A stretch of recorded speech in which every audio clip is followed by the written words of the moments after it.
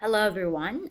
Today we're going to analyze a short poem called As I Grow Older by Langston Hughes. Uh, but don't let its length fool you. As I Grow Older is emotionally deep and symbolically powerful. And this poem, Langston Hughes takes us through a journey from hope to oppression to resistance. So as we read, pay attention not only to the words, but to what changes the mood, the imagery, and the speaker's position, both emotionally and physically. So let's start with the first two lines. It was a long time ago. I have almost forgotten my dream. So, as we see, the poem opens quietly and reflectively. The speaker is actually looking back at his life from a distance, and the phrase "a long time ago" immediately places us in memory. This is not something recent, it's something shaped by years of experience. Notice also the word almost. He has almost forgotten his dream, but not completely.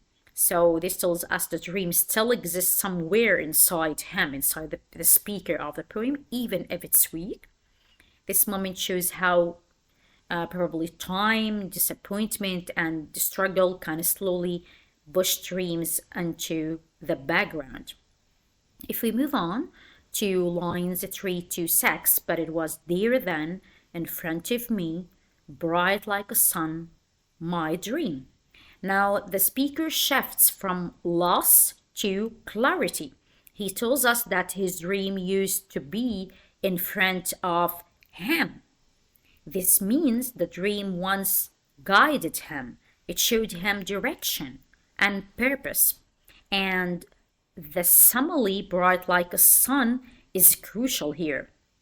If we focus more and think more deeply, we can see that the sun symbolizes hope, warmth, life, clarity, possibility. So, at the beginning of his life, the speaker believed his future was open and achievable. His dream was not distant or abstract, it was strong, visible, and motivating. Lines 7 to 9, and then the wall rose slowly between me and my dream, rose slowly. So this is where the conflict begins. A wall, as we see here, a wall rises between the speaker and his dream, between me and my dream.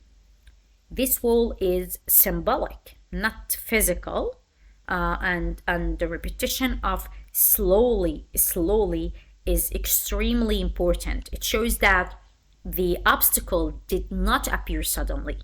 Instead, it grew gradually, step by step, like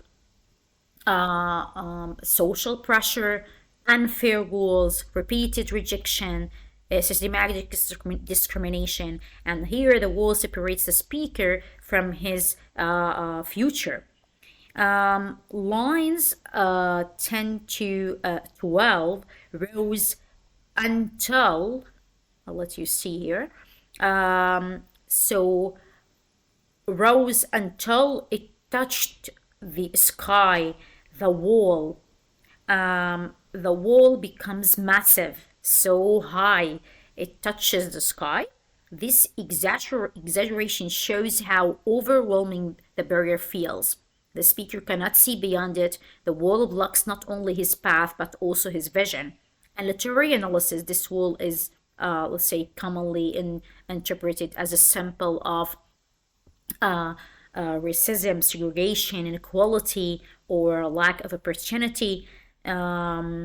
So these are images of that the speaker tries to, to depict to the reader. And if we move on to lines 13 to 14, this is the most direct moment. Here it is: shadow, as we see here, shadow, and black. These two lines are short but extremely powerful. The word shadow here suggests darkness, right? Invisibility, probably exclusion, being pushed out of the light. So when the speaker says, I am black, Hughes makes the cause of the shadow clear. The darkness is not random. It exists because of race, because of racism, because of discrimination. This is the moment where the poem becomes openly political and social. If you move on to lines 15 to 16, I lie down in the shadow, no longer the light of my dream before me. So the speaker's body language changes here. He does not stand, he does not walk, he just lies down. This physical image represents exhaustion, emotional defeat, loss of strength, and the light of the dream. The light of the dream, the sun from the beginning, is now gone. The dream is no longer visible to the speaker. This moment shows the deep psychological effect of long-term oppression. Above me, only the thick wall, only the shadow. So the repetition of only emphasizes total restriction. The wall is not just in front of him, in front of the speaker himself. It's above him. It surrounds him completely. And the adjective thick, as we see here in this line, the adjective thick suggests strength and permanence. And this is not an easy obstacle to remove. The speaker feels that he's trapped in a world controlled by obstacles, by restrictions, by barriers. And let's move on now to the following lines. So in lines 20 to 21, this is the turning point. My hands, my dark hands. So this is the emotional and structural turning point of the poem. The speaker suddenly becomes aware of his hands, aware of his dark hands, and hands here symbolize, let's say, action, effort, power, the ability to change reality. So by saying my dark hands, the speaker embraces his identity, and instead of rejecting it, what was once associated with shadow now becomes a source of strength. And lines 22 to 23, break through the wall, find my dream. These lines are commands. The speaker is no longer passive, he's active right now. He's no longer describing the problem, he decides to act. Breaking the wall means confronting injustice, confronting not only injustice but discrimination, racism, oppression, and all forms of probably violence or authority. Finding the dream here, find my dream. Finding the dream means reclaiming hope and purpose, reclaiming direction. So let's move on to lines 24 to 26 here. Help me to shatter this darkness, to smash this night, to break this shadow. If we focus more, and we can see that the verbs here are aggressive and powerful. Shatter, smash, as we see here, shatter, smash, break. So they show anger, urgency, and determination. And the speaker does not want to escape the darkness he lives in. He wants to destroy it completely. If we just move on to the following lines, lines 27 to 28, and this is actually the resolution. Okay, so into 1,000 lies of sun, into 1,000 of whirling dreams of sun. The poem ends with transformation. The darkness does not simply disappear, it becomes light. Not one sun, but 1,000 lights. This suggests expanded hope, right?